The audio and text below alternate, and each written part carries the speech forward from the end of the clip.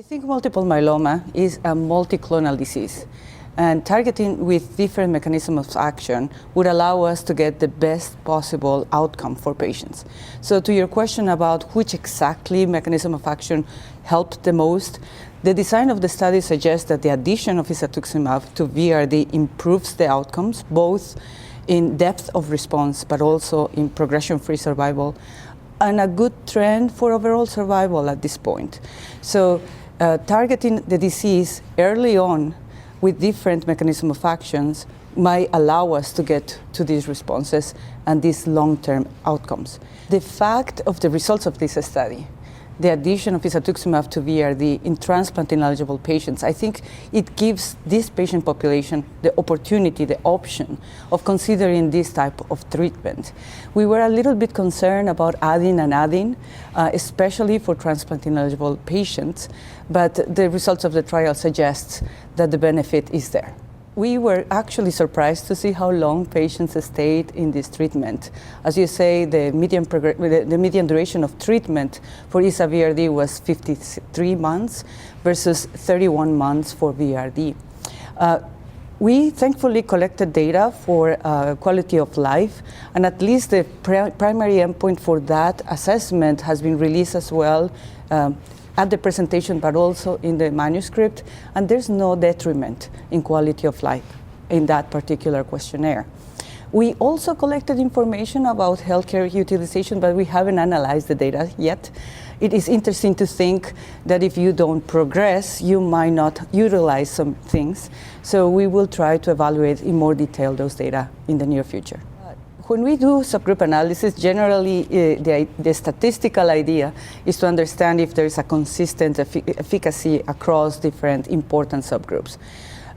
To your point, we were very happy to see that it was consistent across ages, of different ages of subgroups. So we tested more or less than 70 years old, but also we tested 75 to 80 years old. And the effect, the beneficial effect in PFS and depth of response seemed to be very consistent across those ages. Also, I have to point out that there is also consistency with one of the staging systems, the RISS, for the high-risk patients in that particular staging system. Across the most of the subgroups, we could feel very comfortable saying that the effect was there and with a consistent result. No unexpected safety effects.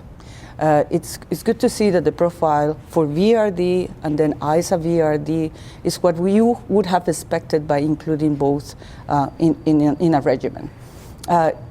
We haven't seen any particular concern, especially because of what we were talking about, the exposure, right? And we try to understand if that additional absolute approximately 20 months of additional exposure explains some numerical imbalances in some of the description. And it appears that most of it has to do with how long patients stayed on the treatment. So we're happy to see that the benefit risk appears to be favorable for Isa-VRd despite this very long exposure. Yeah, we have a pretty large program actually. We have, you probably have heard that we collaborated also with the IFM, and there was a release of the data of the benefit study where the IFM actually tested a different dosing schedule for bortezomib in this Isa-VRd treatment for the similar patient population, for the same patient population, right? We also collaborated with the German group, and we had in 2021 the primary endpoint of MRD negativity post-induction in transplant-eligible patients. We're looking forward to seeing next data readouts in the upcoming months or year, right, for PFS of that, Isa-VRd in transplant-eligible induction. That study is very interesting. After transplant, there is a second randomization, and then we test Isa-lenalidomide versus lenalidomide. So we would have two different questions answered with that trial. We talked last year in December about Isa-KRd for transplant eligible.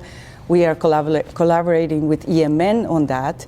And indeed, the primary endpoint of MRD after post-transplant consolidation was very encouraging. So we have several regimens. We collaborate a lot with cooperative groups to improve the understanding of how best to administer this regimen. And many people might have heard that we are looking also into moving to SARCLISA to subcutaneous delivery, and we have an entire program trying to ensure that we have data for providers, for patients, on how that subcutaneous delivery of SARCLISA goes with most of our combinations as well.